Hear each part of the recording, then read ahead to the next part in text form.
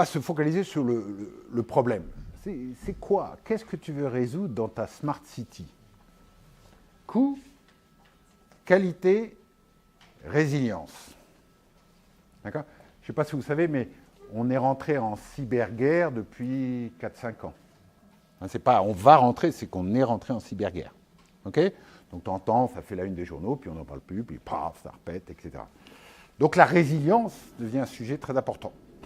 Comment je redémarre quand on m'a fait tomber? Parce qu'on va tomber. Comme les hôpitaux anglais ou Merck au Danemark, etc. Donc c'est ces 3 sujets qui font la Smart City. Alors ça, c'est aussi très drôle, et c'est pour ça qu'on aime bien aller au CES tout le temps. Ça, c'est l'année dernière. Smart City, il y avait Ford qui avait fait une énorme keynote, et là, on va sur Alibaba, où il y avait un écran plus grand que ce mur. Il disait, ben nous, on l'a déjà installé à Guangzhou. Vous savez ce que c'est qu'Alibaba? C'est pas du tout comme Amazon. Alibaba, c'est une plateforme. Et quelle est la définition d'une plateforme? Ça aide à faire du business. Donc, on développe des solutions qui facilitent le business. Qu'est-ce qui est mauvais pour le business? Les embouteillages. Qui va résoudre les problèmes des embouteillages? Ce n'est pas Alibaba, c'est la ville. Mais ils ont besoin de technologie. Donc, on leur met une super plateforme avec toutes les caméras, on repère les camions, machin. On le fait à la chinoise en mettant des PV automatiques aux gens qui traversent en dehors des clous. On peut faire ça, mais on peut le faire aussi à l'occidental. Bon. Et là, extraordinaire, à côté de la French Tech, il y avait Israeli Tech. Donc Anne Baer, qui est notre correspondance à Tel Aviv et qui était là au CS, me dit, viens voir cette start-up Wecker. Et le gars, il me raconte son histoire, un petit jeune qui parle très bien français. Il dit, voilà, j'étais là il y a 2 ans, donc en 2017, avec mon petit concept. Et puis il y a le maire de Las Vegas qui me dit, mais c'est bien ça. Vous dites que vous prenez toutes mes caméras, vous mettez de l'intelligence artificielle derrière, vous prenez tous mes silos, parce que qui s'occupe des routes à Las Vegas, il y a 5 administrations. Les pompiers, les policiers, county sheriff, machin, road construction, etc. Et au niveau service, c'était pas terrible parce qu'on n'intervenait pas assez vite, donc il y avait des accidents après l'accident, c'était mal signalisé. Il dit très bien, moi je suis un peu autoritaire dans ma ville et j'ai le contrôle, donc tu viens avec ta solution, on met toutes les caméras et on met toutes les administrations sur la même plateforme. En 3 mois, c'est fait, d'accord? Donc maintenant, quand il y a un accident, la police est notifiée, ils savent exactement où sont les pompiers, ils peuvent ralentir le trafic en amont, etc. Résultat des courses, moins 20% sur les accidents, moins 20% sur les temps de réaction, quoi. Tout est bon. Tout est bon. Et ils l'ont fait en 3 mois. Donc maintenant, 2 ans après, il dit, on a tout le Nevada, et il a un grand sourire, il dit, et on va prendre une bonne partie des États-Unis. Donc vous voyez les IBM, les Panasonic qui disent, ouais, Smart City, c'est moi. Il y a Alibaba qui dit, moi je l'ai fait. Et puis il y a une petite start-up qui dit rien. Donc ça, c'est assez superbe. Alors, résilience, ça aussi une vague d'optimisme. Donc on commençait à avoir des solutions qui ont de l'impact dans la ville, notamment au niveau des plus défavorisés. Donc ça, c'est l'université Phoenix, Arizona, qui a développé depuis 10 ans ces panneaux. Ce ne sont pas des panneaux photovoltaïques, c'est des panneaux qui produisent de l'eau. Vous savez, la plus grande source d'eau sur la Terre, c'est dans l'atmosphère. D'accord? Donc, vous avez des petits panneaux photovoltaïques pour faire un peu d'électricité. Avec ça, petit procédé chimique pas très compliqué, vous condensez l'eau. Okay? Et un panneau comme ça, branché à rien, pas à une source d'eau, pas à une source d'énergie, produit 2 litres d'eau par jour. OK? Alors pour les spécialistes, non, ce n'est pas tout à fait vrai. En fait, il y a un petit réservoir avec des briques parce qu'il faut remettre un peu des minéraux parce que l'eau distillée, ce n'est pas très bon. Et donc les minéraux, il faut les changer tous les 5 ans. Vous voyez, quand même, c'est pas mal. Donc le mec, il a lancé ça en 2012. Tout de suite, il allait faire son minimum viable product, l'endroit le plus difficile du monde. Il va en Syrie, dans les camps de réfugiés. Et puis ça marche, et maintenant il est en train de le développer. Et même il le vend en particulier.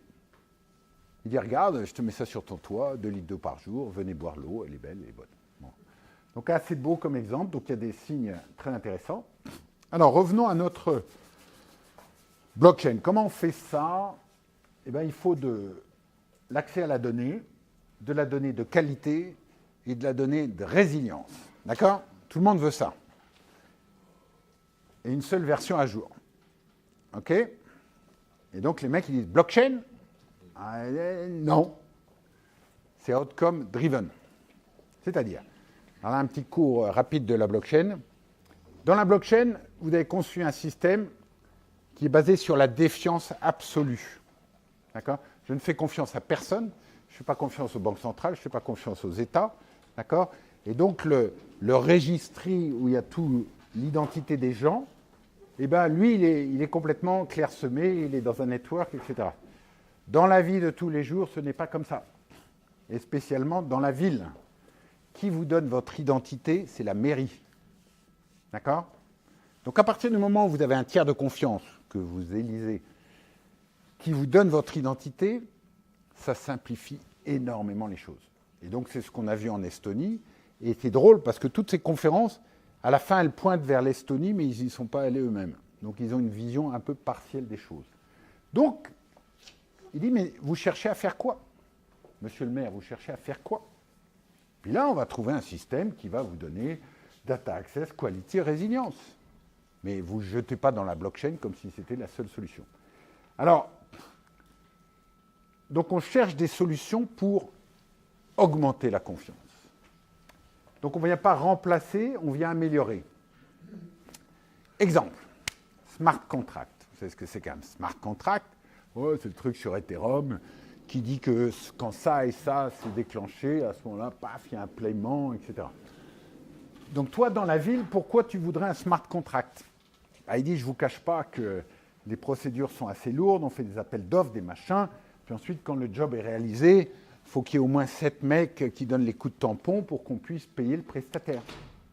Mais moi, monsieur le maire, si on me dit que le trottoir il a été réparé en temps et en heure dans les normes, ma valeur ajoutée, c'est 0. Donc si mon directeur technique il a eu le moyen de vérifier que c'était fait et que l'autre c'est le compliance, moi c'est bit, c'est automatique. OK? Et donc on passe d'un temps de signature de 3 semaines au mieux ou 3 mois à potentiellement, s'il n'y a rien à déclarer, 2 secondes. Et ça, vous faites un smart contract, vous n'avez pas besoin de la blockchain. OK? Ça commence à devenir intéressant.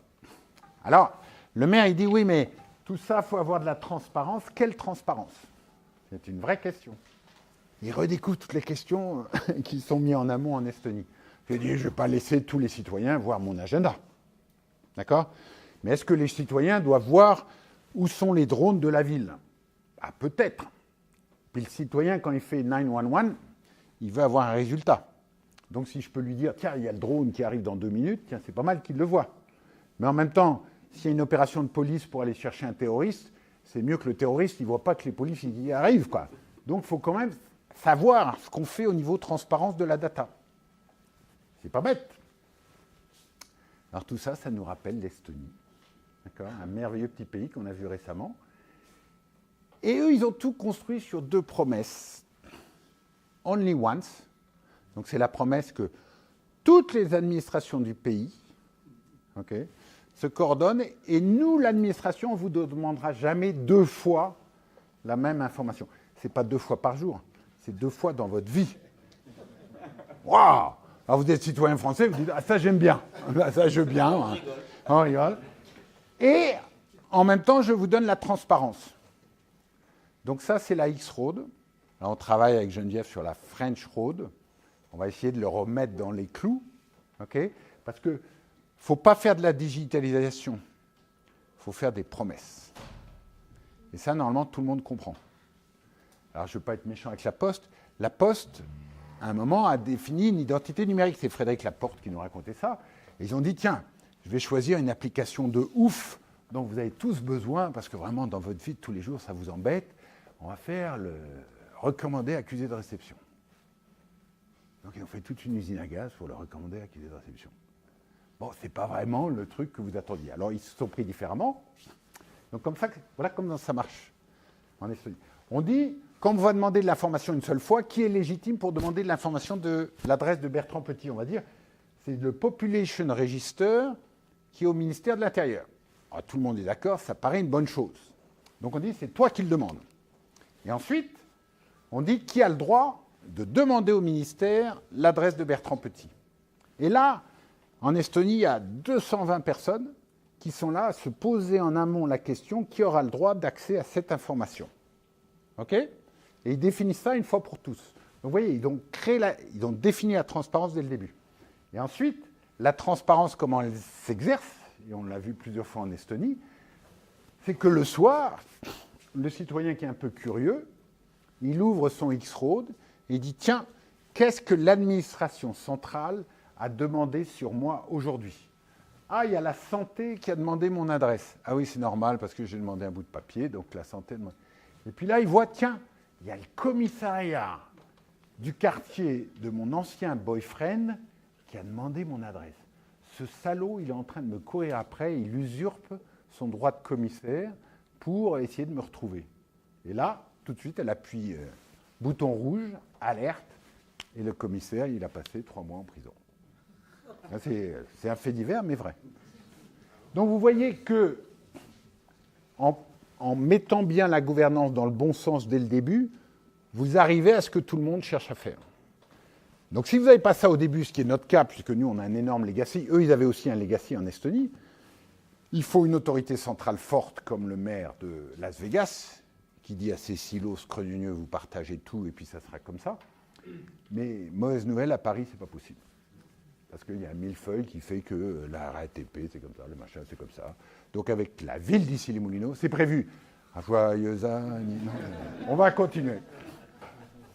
Et donc, à la fin, c'est assez extraordinaire parce que ça, c'est l'Estonie, 1,3 million d'habitants, qui, dans tous les classements internationaux, est classé bien devant la France, y compris dans l'éducation. Et vous voyez, il y a 2,2% de fonctionnaires en Estonie contre, mesdames et messieurs, 7,7 en France. Donc, comme M. Macron nous promet la French Road, on dit c'est génial. On ne va pas passer de 7,7% de fonctionnaires à 2,2. On va passer de 7,7 à moins que 2,2. Parce que nous, on est 68 millions, il y a une économie d'échelle. Bon, vaste projet, participez au débat citoyen, allez-y.